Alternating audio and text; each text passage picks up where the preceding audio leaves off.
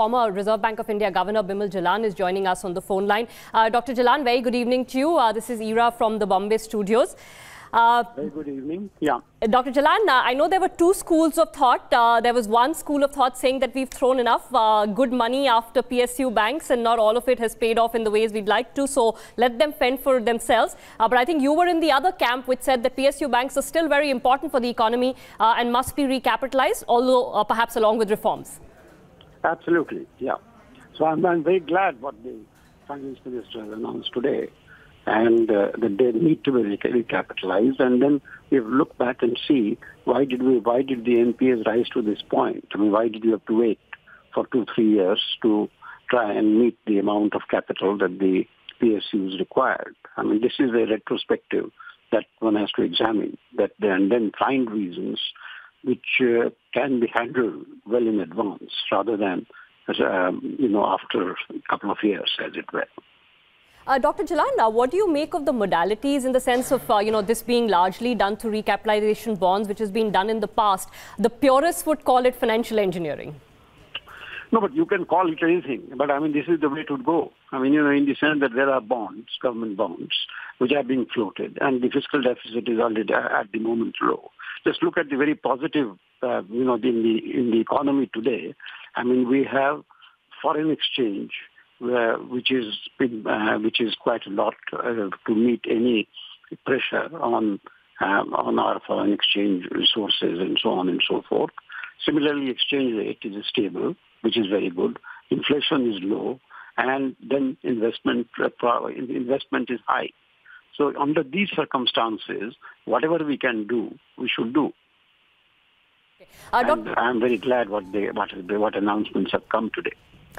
Dr. Jalan, so you would be of the view that this would not add to the fiscal deficit. I think technically there's some debate about, how you structure these bonds in a way that it doesn't. But I think globally, in any case, most rating agencies tend to, even add up the below the line items, and at least on the debt to GDP front, they will account for this.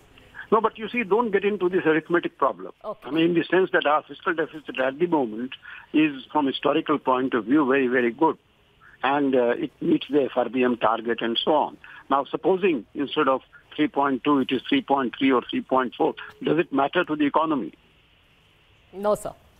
No, so this is the position that we have to take, that don't get into the second digit and try and figure out what the fiscal deficit should be.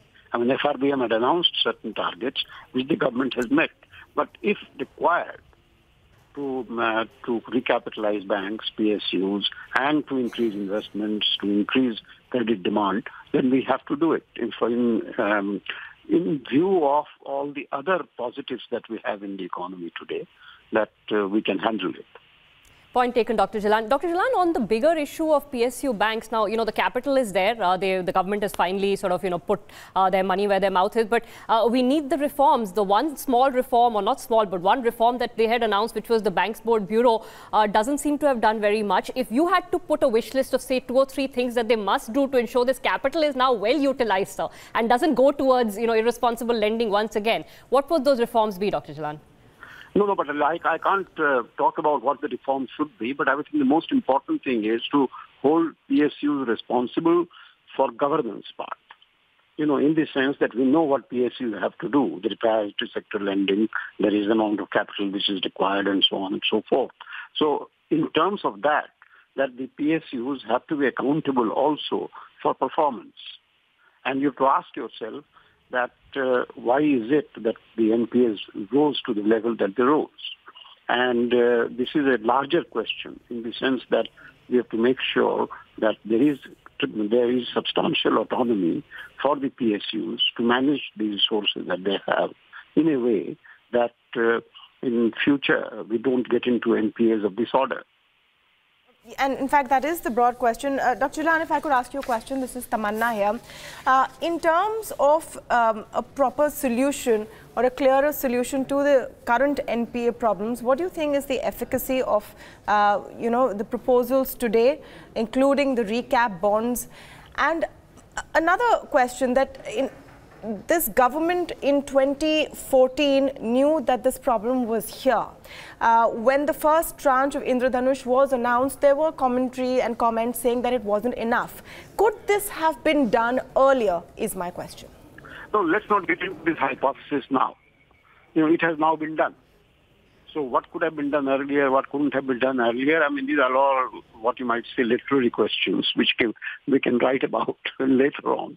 But at the moment, all the measures that have been taken, they are most welcome. And I think that this would help the economy to grow faster. This would help the banks to lend the kind of money that the investments are required to increase, and so on and so forth. So I think all these measures are very positive, and we should take advantage of all the resources and positives that we have in the economy today to try and make sure that NPAs are reduced substantially, that the fiscal deficit, etc., doesn't increase beyond a point, and so on and so forth. And we are in an advantageous position today. So I'm very glad with what has been announced. Dr. Jalan, one last question. Is this the time to at least go in the direction of a bank investment company? We're talking about governance reforms and autonomy. Should the government at least start working on a plan where it can transfer its ownership to a bank investment company, distance itself a bit, sir? That's only a process, in the sense that what I'm saying essentially is that what does an investment company or whatever you call it does is that different banks should have the autonomy rather than the ministry deciding what they should be doing. You see what I mean? There are different ministries which are involved, and that we should decide, that ministries should decide on policy, that what is the policy that we want. And if we want NPAs to be reduced, that is the policy, and let each bank be held accountable for doing that, to perform in a way that NPAs are accountable. If they have you say bad debts and so on, then they don't lend more. That is for them to decide. And we should give this autonomy to the governing body of the PSUs and make them accountable for performance. Point taken. See what I mean? Jalan. Yes, absolutely, Dr. Jalan. Point taken. Thank you so much for your thoughts this evening. Appreciate it. Not at all. A pleasure. Thank you. Thank you.